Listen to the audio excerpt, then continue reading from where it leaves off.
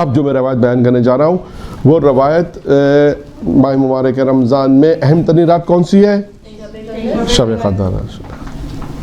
اب آئیے یوں کہہ لیجیے کہ شب قدر کی عظمت یا یوں کہیے کہ شب قدر میں وہ کون سے 6 اعمال انجام دینے ہیں. یہ صحیح. اس کیسے وہ شب قدر میں وہ کون سے 6 اعمال کو انجام دینے ہیں.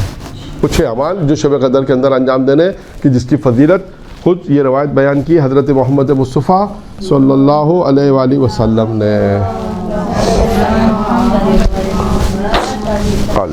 ٹھیک ہے کہ حضرت موسیٰ نے اپنی مناجات نے خدا. اچھا اب یہ بھی مناجات ہے، یعنی یہ بھی پیغمبر فرماتے ہیں یہ بھی مناجات ہے خدا کی طرف سے، یہ بھی مناجات ہے. اب آتے ہیں اس مناجات کو بیان کرتے ہیں. دیکھیں اب یہ 6 عمل ہیں. کیا عمل ہے؟ خدایا میں تیرا قرب چاہتا ہوں. کون کہہ رہا ہے؟ حضرت موسیٰ. کس سے حضرت موسیٰ کس سے کہہ رہے ہیں؟ اللہ سے. کیا کہہ رہے ہیں؟ میں تیرا قرب چاہتا ہوں. تو خدا کیا کہتا ہے؟ خطاب ہوا میرا قرب اگر چاہتے ہو تو میرا قرب لیلۃ القدر میں، میرا قرب لیلۃ القدر میں جاگنے والوں کے لیے ہے. خدا کہہ رہا ہے میرا قرب چاہتے ہو، یعنی قرب خدا، تقرب خدا، قربت خدا چاہتے ہو تو کہاں ہے ملے گا؟ میرا قرب کہاں ہے؟ لیلۃ القدر میں جاگنے والوں کے لیے ہے. یعنی جو شخص لیلۃ القدر ساری رات جاگے گا، جو کہتے ہیں نا اس رات لیلۃ القدر میں جاگو اس کا ثواب ہے، وہ یہی ہے. اب سمجھ میں آ رہا ہے کہ انسان اگر اس رات میں جاگے، ساری رات جاگے، فجر سے جاگے، نہ سوئے تو اللہ کا قرب حاصل ہوتا ہے. اب جیسے انسان کو اللہ کا قرب حاصل ہوگا، اللہ کی قربت ہوگی تو انسان نیک کام کرے گا، گناہوں سے اپنے آپ کو بچائے گا. یہ بھی بہت سی چیزیں ایسی ہیں دیکھیں، کیونکہ ابھی ہم شاید اس منزل پہ نہیں ہیں، ورنہ قرب اگر انسان کو حاصل ہو جائے، آپ دیکھیے گا آپ دنیا سے آپ کی رغبت ختم ہو جائے گی. آپ دیکھیے گا آپ کبھی کبھی ایسا ہوگا، کبھی نماز میں کبھی ایسا ہوگا کہ نماز پڑھ لیں گے، ایک القائی خدا کی طرف سے، جب خدا کی طرف جائیں گے نا تو خدا کی طرف سے عطا بھی ہوتی ہے کہ نماز میں یہ والا سورہ کیوں نہ پڑھوں، نماز میں یہ کیوں نہ پڑھوں. یعنی انسان نماز کو طولانی کرے. یعنی بعض اوقات تھوڑا سورہ یا کوئی ایسی مستحب نمازوں میں تو بعض دعائیں پڑھی جا سکتی ہیں نا. مثلا مثال دے رہا ہوں کہ انسان کے دل میں آئے گا، جیسے آئے گا کہ نماز میں جعفر طیار کیوں نہیں پڑھتا، میں جعفر طیار کیوں نہیں پڑھتی، یہ کیوں نہیں پڑھتی، یہ کیوں آ رہا ہے؟ قرب الہی کی وجہ سے. اچھا میں نماز امام زمانہ کیوں نہیں پڑھتی؟ ہر روز پڑھے، ضروری نہیں ہے کہ کوئی مشکل ہو تو پڑھے. یہ میں نماز جعفر طیار ہر شب جمعہ پڑھوں. میں حدیث کیسا کیوں نہیں پڑھتی، یہ میں حدیث کیسا کیوں نہیں پڑھتی، یہ قرب الہی ہے. ٹھیک ہے نا. تو مسئلہ یہی ہے کہ یہ قرب الہی. اب جیسے ایک تسبیح ہے، مطلب میں نے سنا ہے پلال کہ یا اللہ ہو یا رزاق کو 11 مرتبہ پڑھیں صبح اور شام، خدا روزی دے گا. یا اللہ ہو یا رزاق کو صبح 11 مرتبہ پڑھیں، اور یعنی صبح کی نماز کے بعد اور مغرب عشاء کی نماز کے بعد. تو اللہ کہتا ہے کہ انشاءاللہ روزی وہاں سے عطا کرے گا، بے شمار خدا تمہیں روزی عطا کرے. اب یہ تسبیح یا اللہ یا رزاق کو یہ کہ کسی کوئی عمل ہوگا، کسی نے پڑھا، ہم نے کسی سے سن لیا، لیکن آپ کے دل میں آئے گا کہ میں یا اللہ یا رحمان تو ہے نا، یہ 100 دفعہ پڑھ لوں. یا حیو یا قیوم جو بدھ کی تسبیح ہے نا، ہر روز کی ایک تسبیح ہے. بدھ کی تسبیح کیا ہے؟ یا حیو یا قیوم کی تسبیح. یہ میں ٹھیک ہے بدھ کے دن تو پڑھوں، میں روز کیوں نہیں پڑھوں؟ روز بھی پڑھنے کا ثواب ہے. تو یعنی خدا کا قرب جب انسان کو حاصل ہوگا تو انسان کے دل میں آئے گا کہ میں یہ کام کیوں نہ، یہ جو آ رہا ہے کہ یہ کام کیوں نہ کروں، یہ قرب خدا کی وجہ سے آ رہا ہے. یہ میں بتانا چاہ رہا ہوں.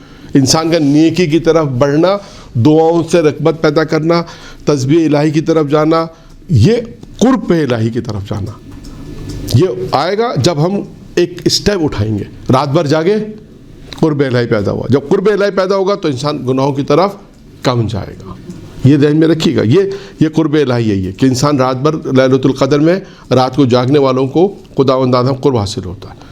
تو میں صرف 5 منٹ اس قرب الہی پہ اس لیے کہ یہ قرب الہی جب انسان کو پروردگار کی طرف سے عطا ہوتا ہے تو انسان نیکی کی طرف جاتا ہے، دنیا سے دوری اختیار کرتا ہے. جب انسان اپنے اندر یہ دیکھے کہ میں خدا کی طرف بڑھ رہا ہوں، دنیا سے رغبت کم ہو رہی ہے، تو اس کا مطلب سمجھے کہ پروردگار اس کے دل میں کچھ عطا کر رہا ہے، قربت الہی بڑھ رہی ہے، واجبات ادا ہو رہی ہے، مستحبات ہو رہے ہیں. دل چاہتا ہے بار بار کروالا جائے، لیکن جائے زیارت کرے اور امام سے کچھ لے کر آئے.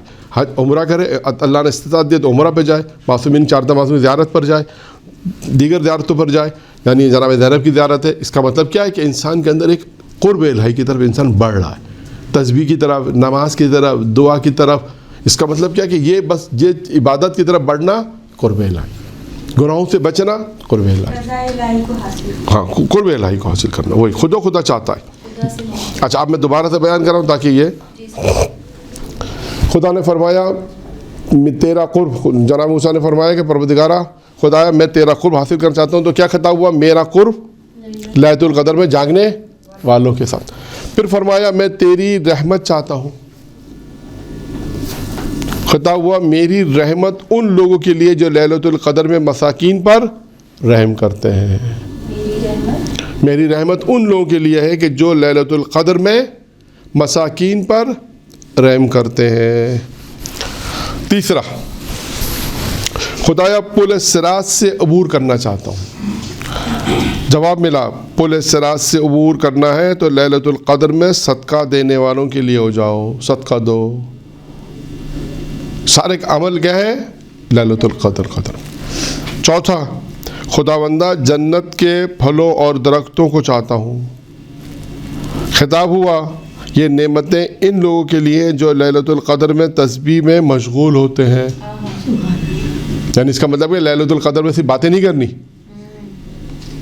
تھوڑی دیر باتیں بھی کر لیں گے لیکن کیا کرنا ہے؟ اثر تسبیح کرنی ہے. تسبیح درود کی تسبیح ہے، فضائل درود کی تسبیح ہے، لا الہ الا اللہ کی تسبیح ہے. جو تسبیح اور کہتے ہیں تسبیح و تحلیل میں انسان مشغول رہے، عبادت میں مشغول رہے. وہ یہی ہے کہ اگر انسان جنت کے پھلوں اور درختوں کی چاہتا ہے تو خدا نے ارشاد فرمایا یہ نعمت ان لوگوں کے لیے جو لیلۃ القدر میں تسبیح میں مشغول، تسبیح الہی میں مشغول ہوتے ہیں. پانچواں، جہنم سے نجات چاہتا ہوں. پانچواں کیا ہے؟ جہنم سے نجات چاہتا ہوں. خطاب ہوا نجات ان لوگوں کے لیے جو لیلۃ القدر میں استغفار کرتے ہیں. پھر آگے لیلۃ القدر میں صرف جاگنا نہیں ہے، جاگنا ہے اور کیا کرنا ہے وہ بھی آ رہا ہے. پہلی آیا جاگنا ہے کہ خدا ان جاگنے والوں کو، کیا پہلی میں کیا تھا؟ تیرا قرب دیتا ہوں، ان کو ملے گا جو لیلۃ القدر میں جاگنے والے. پھر جاگنے والے کے بعد پھر عمل بھی آ رہا ہے. ایک عمل آ گیا تسبیح، ایک عمل آ گیا استغفار. تو خدا نے کیا کہا کہ اگر جہنم سے نجات چاہتے ہو تو خطاب ہوا کہ نجات ان لوگوں کے لیے جو لیلۃ القدر میں استغفار پڑھتے ہیں. پھر اس کے بعد آخری، میں تیری رضا چاہتا ہوں. کیا چاہتا ہوں؟ تیری رضا چاہتا ہوں. چاہتا ہوں خدا تو مجھ سے راضی ہو جا. تو جواب آیا میری رضا شب قدر میں 2 رکعت نماز پڑھنے والوں کے لیے ہے. اب آپ دیکھیے ترتیب، اگر روایت کی ترتیب دیکھیں تو ترتیب کتنی اچھی بیان کی ہے. پہلے جاگنے والوں کو ذکر کیا، جاگنا ہے. پھر کیا ذکر کیا؟ مساکین پہ رحم کرنے والوں کو ذکر کیا کہ مساکین پہ رحم کرو. یعنی اگر آپ دیکھیں، میں اس کو خلاصہ بیان کر دوں، قرب الہی چاہتے ہو پہلا تو کیا کرو؟ قرب الہی چاہتے ہو نہیں، پہلا کیا ہے؟ تیرا قرب چاہتا ہوں تو لیلۃ القدر میں جاگنے والوں میں شمار ہو جاؤ. قرب الہی جاگنے والوں میں. 2، میں تیری رحمت چاہتا ہوں تو میری رحمت کس کے لیے ہے؟ مساکین پر رحم کرنے والوں پر. تیسرا، پل صراط سے عبور چاہتا ہوں، پل صراط کے عبور سے چاہتا ہوں تو کیا کروں؟ لیلۃ القدر میں صدقہ دینے والا، صدقہ دو. پھر اس کے بعد کیا چاہتا ہوں؟ چوتھا کیا ہے؟ جنت کے پھل اور درختوں کو چاہتا ہوں تو لیلۃ القدر میں کیا کرو؟ تسبیح پڑھو، تسبیح الہی پڑھو، تسبیح میں مشغول ہو جاؤ. 5واں کیا ہے؟ جہنم سے نجات چاہتا ہوں تو کیا ہوا؟ جواب کیا آیا؟ استغفار کرو. 5 آخری کیا تھا؟ تیری رضا چاہتا ہوں تو کیا آیا؟ 2 رکعت نماز پڑھو. تو آپ دیکھیں سارے عمل آ رہے ہیں. جاگنے کے بعد جاگنا آ رہا ہے، جاگنے کے بعد پھر عمل آ رہے ہیں کہ 2 رکعت نماز بھی پڑھنی ہے، تسبیح بھی پڑھنی ہے، صدقہ بھی دینا ہے، مساکین پہ رحم بھی کرنا ہے. تو آپ نے دیکھا کہ یہ 6 عمل ہیں کہ جو لیلۃ القدر میں کرنے ہیں. تو یعنی یہ کہیے کہ لیلۃ القدر کی عظمت انسان کو پتہ چلے گی کہ لیلۃ القدر میں انشاءاللہ خدا سے دعا کریں پروردگار ہمیں توفیق دے کہ ہم ان عمل کو انجام دیں. تو یہ ہے لیلۃ القدر میں 6 کام انسان انجام دے جو حضرت موسیٰ علیہ السلام نے مناجات کی یا دعا کی اور خدا سے طلب کیا تو پروردگار عالم نے انہیں یہ جواب دیا. ٹھیک ہے. الحمدللہ رب العالمین وآخر دعوانا الحمدللہ رب العالمین.